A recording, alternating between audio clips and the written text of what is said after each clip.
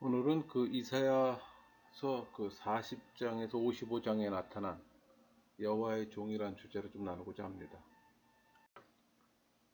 이 종의 의미를 가진 히브리어 에베드, 종, 노예, 신하의 의미를 갖고 있습니다. 그 에베드는 주인의 재산을 나타내는 말로도 쓰여요. 또 이스라엘의 종은 다른 국가들과는 달리 또 보호받을 권리를 갖고 있습니다. 그러니까 에베드의 이 종교적인 사용은 대체로 에벳 여호와의 형태로 쓰여요. 또 이는 하나님에 대한 절대적 또 굴복을 또 의미합니다. 그러니까 구약에 나타난 종이란 말의 사상은 여호와 하나님과 또 이스라엘 민족 사이에 맺어진 언약의 사상에서 찾게 됩니다. 이 언약이란 사람 사이에 맺는 계약과는 근본적으로 달라요. 그러니까 여호와 하나님은 이스라엘을 종되었던 땅에서 인도해내시고 또 언약을 맺고 족속들의 주님이 된 겁니다. 그러니까 구약의 여호와의 종 사상은 이스라엘 족속 전체에게 베풀어진 하나님의 언약을 떠나서는 이해할 수가 없어요. 그러니까 여호와의 종은 복수로는 하나님을 섬기는 경건한 자들, 단수로는 이스라엘을 가리킬 때 사용됩니다. 특히 시편에서는 여호와를 피난처로 삼는 자, 또 그의 이름을 부르는 자 등의 여호와의 종으로 표현됐던 거예요. 에베드 여호와. 구약에서 여호와가 백성을 만나시고 또 백성에게 주어진 이 책임성의 문제를 이야기할 때 하나님의 대리자에 대한 칭호로 사용됩니다. 또 하나님의 관계 속에서 또 약속과 축복을 받아 여호와의 뜻을 이루는 열조에게 이스라엘 여호와의 그 종의 칭호가 주어지는 거예요. 그러니까 이스라엘 역사 중 가장 중요하게 인식되는 출애굽 사건 속에서 모세는 40번이나 하나님의 종으로 불렸어요. 우리 이사야 40장에서 55장에 전반적으로 이 종의 노래가 네 군데 나옵니다. 물론 다른 부분에서도 종이 언급돼요. 근데 중요한 건 종이 누구냐는 문제에 대해서는 많은 논란이 있어요. 지금까지 학설들을 종합해 보면 종을 단체설, 개인설을 말하면서 또 미래의 메시아적 인물을 또 연상해 기록했다고 생각합니다.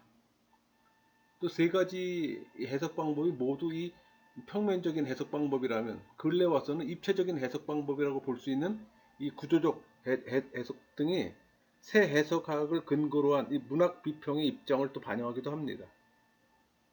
그러니까 종의 정체에서 개인설, 단체설, 그리고 이 둘을 종합한 단체 인격설 모두가 그 평면적 해석 방법이에요.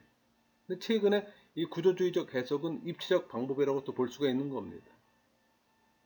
여호와의 종의 노래에서 종이 누구였다는 것이 원 독자들은 알 수가 있을 겁니다. 그러나 지금은 수수께끼로 남아있는 만큼 독자는 이 기록 속에 제시하는 종을 만날 수밖에 없어요. 또 그 상황은 독자의 입장에 따라 해석이 또 달라질 수도 있는 겁니다. 우리 이사야 40장에서 55장 사이에는 4개의 종의 노래가 있어요. 1892년 독일 루터교 신학자 베른하르트 둠이란 사람이 이 4개를 분리를 했던 거예요. 종의 노래로. 이 노래들은 화법과 어떤 신학적 주제에서 보여지지 않은 많은 공통점에도 불구하고 또 해석에는 많은 이견이 있는 것도 사실입니다.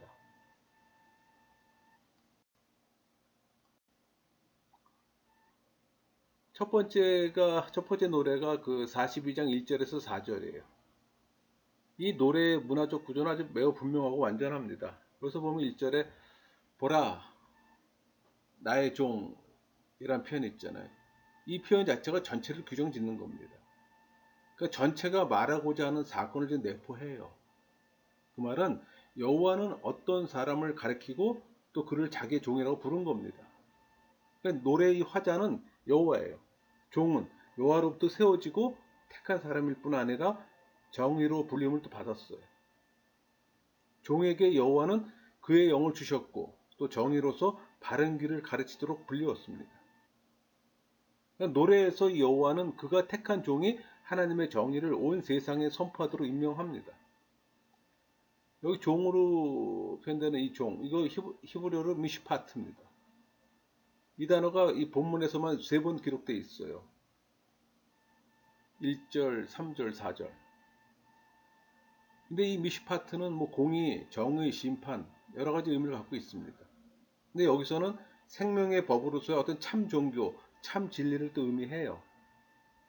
그러니까 그의 정의는 상한 갈대를 꺾지 아니하고 또 꺼져가는 등불도 끄지 아니하며 또 여호와의 말씀을 통해 나라를 재건하며 또 하나님과 새로운 계약을 체결하고 또 여호와의 관계를 회복해요.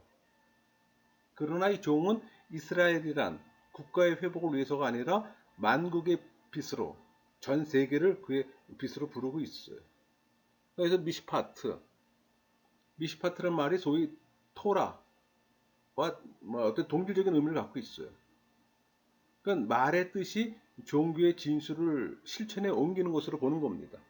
또 이 말의 뜻이 의로우신 하나님이 이스라엘을 대신해 구원하시는 또 하나님 자신의 행동이라고 또 보기도 합니다. 두 번째 노래는 49장 1절에서 6절이에요. 여기서도 마찬가지로 종이 1인칭으로 표시됩니다. 그러니까 하나님으로부터 받은 소망과 생명을 또 민족들에게 알려주고 있어요. 여기서 종은 우리 아까 봤던 첫 번째 노래에서 봤던 그 하나님이 그의 종이라고 선포한 바로 그 사람이에요. 또 그는 이방 민족들에게 말하고 또 그들에게 자기 말을 들으라고도 촉구합니다. 또 그는 그들에게 하나님 말씀을 또 전해야 해요. 그 말씀은 자신과의 관계가 있지만 그가 말을 건네고 있는 민족들과도 관련이 있어요. 왜냐하면은 하나님이 그를 이방의 빛으로 삼았기 때문에. 그러니까 첫 번째 노래 42장 1절에서 4절의 두 가지 요점이 지금 이 두 번째 노래에서 지금 받아들이고 있어요. 그러니까 하나님의 종으로 임명받았다는 것과 그의 임무가 이방 민족에까지 미친다는 거예요. 그러니까 여호와는 모태로부터 종을 택해 그의 일꾼으로 삼으시고 또 임무를 수행할 수 있도록 준비시킨 겁니다. 그러니까 그의 소명에 대한 기쁨을 방해하던 것들은 그의 미시파트와 그의 사역은 여호와와 함께하는 거예요. 그러니까 여호와가 그의 종이라는 권리를 변호해주고 그의 노력에 또 성공의 왕관을 씌워줄 때 나타나는 확실한 증거에서 그치는 겁니다. 이 5절에 나오는 그리고 이제는 이런 표현, 그리고 이제라는 표현이 있잖아요. 근데 그리고는 우리 한글 성경에는 생략되어 있어요. 히브리 성경에는 나옵니다. 이 표현은 새로운 전환을 나타내요. 동시에 그것은 또 4절 상반절에 한탄조로 나온 그 자신의 어떤 백성들에게 그의 수고가 헛되었다는 걸 지금 명시하고 있잖아요. 내가 헛되이 수고했으며 무익하게 공연히 내 힘을 다하였다는 표현이 있죠. 그러니까 1절에서 세상 사람들을 소환하는 연설의 이유는 선교 임무가 인류에게 전파되리라는 것을 그에게 승인했기 때문이에요. 그러니까 이스라엘이 존재해야 할 목적이 있다면 그것은 이스라엘이 종으로서 모든 민족의 빛이 되는 겁니다. 이런 종의 사명 완수로 말미암아 하나님의 구원은 이 땅 끝까지 이르게 되는 겁니다. 그러니까 모든 민족들 중에서 이스라엘이 해야 할 일은 빛이 되어 하나님의 거룩한 구원의 대리자 역할을 하는 겁니다. 세 번째 노래 50장 4절에서 9절까지이죠. 이 노래 역시 두 번째 노래와 마찬가지로 종은 1인칭으로 말해줘요. 그러니까 사명 달성을 위한 인내를 말하는 겁니다. 그러니까 세 번째 노래에서는 종이란 단어는 한 번도 등장하지 않아요. 그렇지만 이 첫 번째 노래와 두 번째 노래, 네 번째 노래 사이에서 없어서는 안 될 교량적 위치를 또 정하고 있습니다. 왜냐하면 이 노래는 앞에 나오는 두 노래들의 이 주제들을 확인하고 더 발전시키는 한편 마지막 시의 주도적 특징인 이 고난의 요소도 함께 소개하고 있기 때문이에요. 그러니까 이 노래는 여호와의 종과 그 원수들에 대해서 지금 묘사합니다. 그러니까 이것은 종의 신앙 고백이며 자기 훈련의 사명이에요.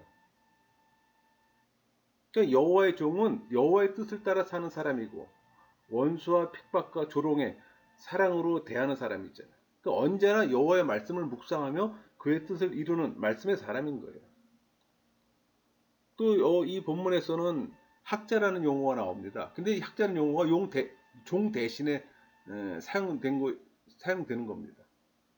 여기서의 학자는 스승의 말씀을 기억해야 하는 제자를 가리키는 거예요. 그러니까 하나님의 제자로서 종이 말해야 하는 것은 자기가 사색해 얻는 것이 아니라 여호와가 계시해 주신 말씀이에요. 이런 면에서 학자의 직무와 선지자의 직무는 서로 동일하다고 볼 수가 있어요. 즉 학자로서 종에게 위임된 직무는 바로 선지자적 직무인 겁니다.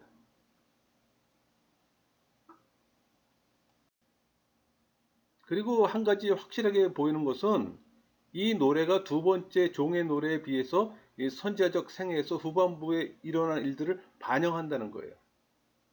그렇게 보는 이유는 선지자가 두 번째 노래에서 실패했다고 실망을 느꼈으나 여기서는 직접 고통을 당하는 또 어려움을 겪고 있음을 또 보여주기 때문이에요.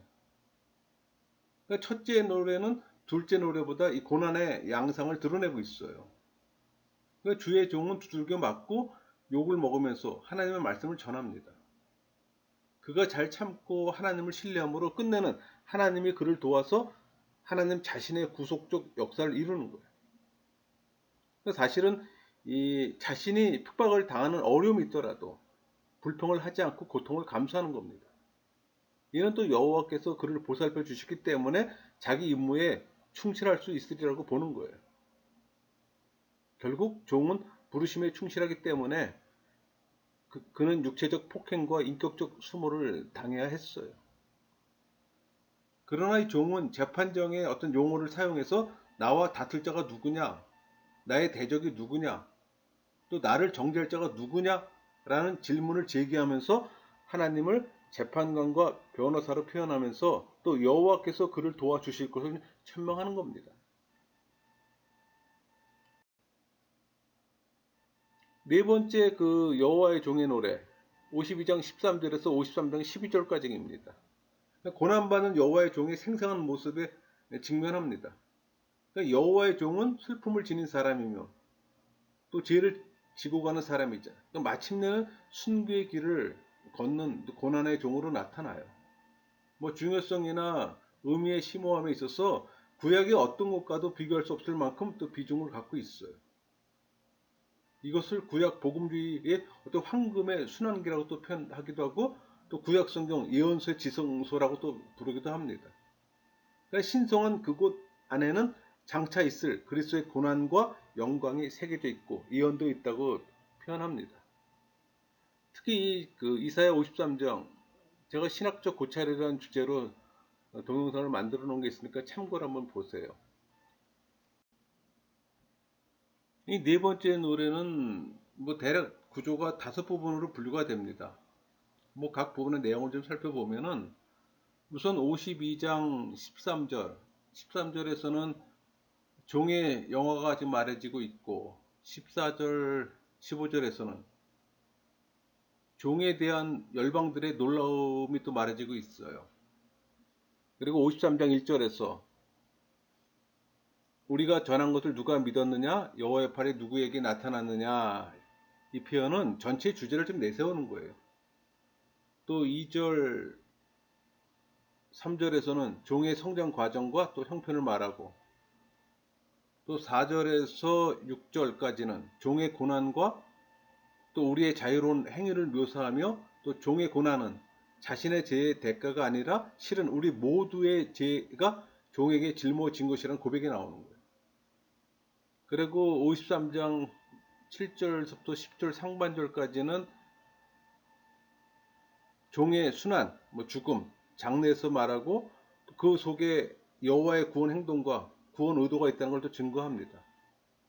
그리고 10절 후반절부터 12절까지는 여호와의 말씀으로 죄인을 살리기 위해서 그 죄를 짊어지고 죽는 종이 받을 그 보상을 말하고 있습니다. 뭐 이상의 대략적 개관인데 이 노래의 주제는 분명하게 한 사람의 의로운 종이 다수의 불의한 자의 죄를 짊어지고 또 고통을 겪고 또 그 고난으로 불의한 자들을 여호와 앞으로 돌아오게 하는 대속적인 고난의 사상이에요. 그러니까 이 대속은 인간적 존재와 땅이 하나님의 도우심으로 또 악행과 이에 따른 재난으로부터 벗어나는 겁니다. 바로 이 대속적 고난에 의해 여호와의 구원 사역이 완전하게 이루어지는 겁니다. 사실 이 노래의 화자는 처음과 마지막 부분이 하나님이고 중간에는 열방의 지도자들이 대화를 나눈 식으로 지금 표현된 거예요. 그러니까 노래 앞부분에 나오는 이 담론은 종의 미래 또 그의 상승에 또 초점을 맞추고 있어요. 근데 이 담론은 그의 열방과 대결하게 됩니다. 또 이 담론은 바로 멸시받는 이 사람이 어떤 사정이 있는가를 또 열방이 의식하는 순간을 겨누고 있어요. 그 극도의 놀라움으로 그들은 그들에게 결코 이야기된 일이 없는 걸 인식해요. 그러니까 본문의 시초가 놀라운 것은 그것이 사건의 마지막에서 종의 의미를 찬양하고 승인함으로 시작되기 때문이에요. 그러나 이것은 여호와의 종에게서 문제가 되는 것이 원칙적으로 그의 마지막에서 이해되어야 할 사건이라는 겁니다. 그러니까 종이 처해 있는 사건의 중심을 회고의 의미에서 지금 묘사한 거예요.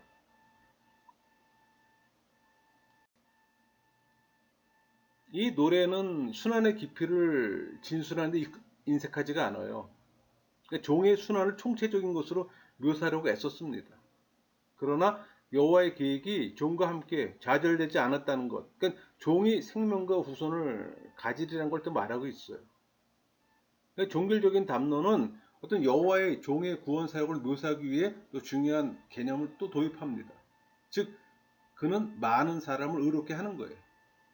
여기서 이 고난의 종이 속죄의 날에 아사셀에게 보내지는 속죄의 양과 같고 또 죄인을 위해 기도드리는 아브라함, 또 모세, 아모스, 에레미야, 에스겔과 같아요. 그러니까 본문에 묘사된 이 종의 모습이 폭력을 사용하지 않는 이 무저항의 대표적 표상입니다. 그러니까 종의 고통을 통해 그들이 평화를 얻고 그가 또 채찍에 맞음으로 그들이 나았어요. 그럼 무엇을 의미할까요? 이 본문의 복수 3인칭이 52장 15절에 열방과 열왕을 지금 가리킨다고 보는 겁니다.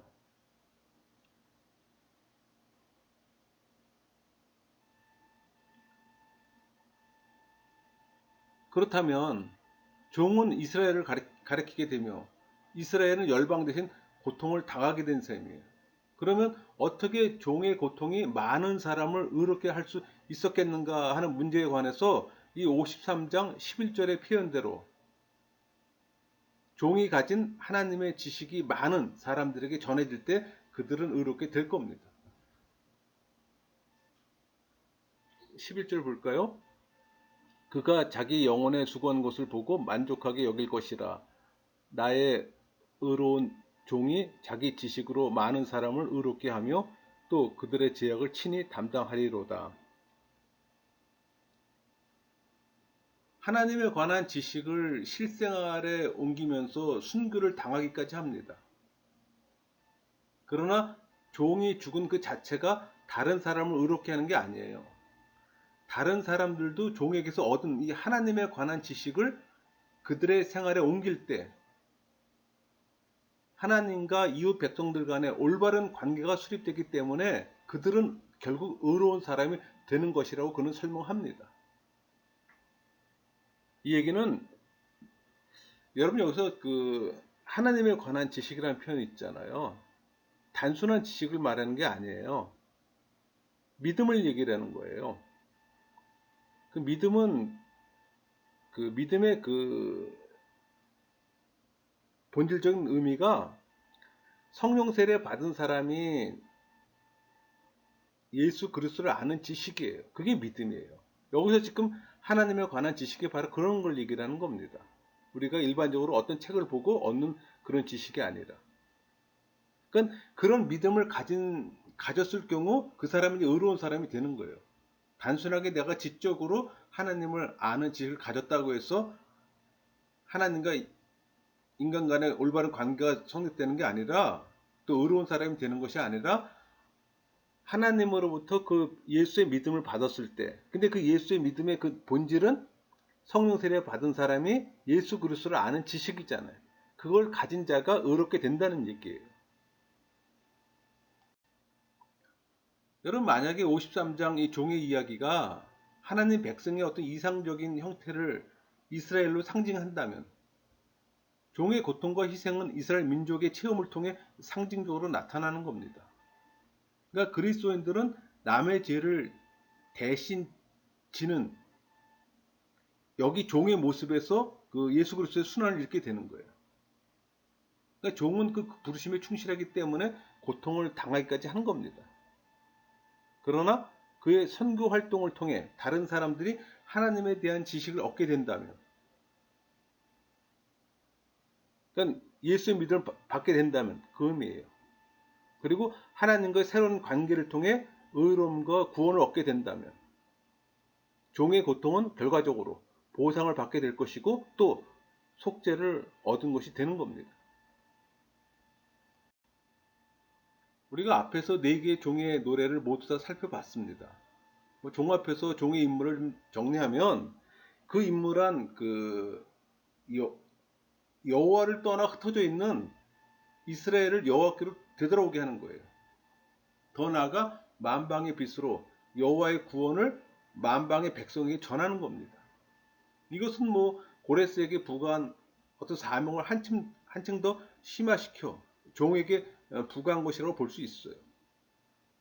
그러나 이 중에 어려운 임무는 정치적 권력과 뭐 지혜, 지식 등으로 달성하는 것이 아니라 다만 모든 백성이 죄를 스스로 짊어지고 자기의 생명을 희생해 사람들의 죄를 속죄함으로 달성시키는 겁니다. 이것이야말로 여호와의 백성과 만방의 백성을 구원하는 의예요. 다음 강에서는 그 40장에서 55장에 나타난 여호와의 종이 예수 그리스도라는 사실을 확증하고자 합니다. 말씀을 마치겠습니다.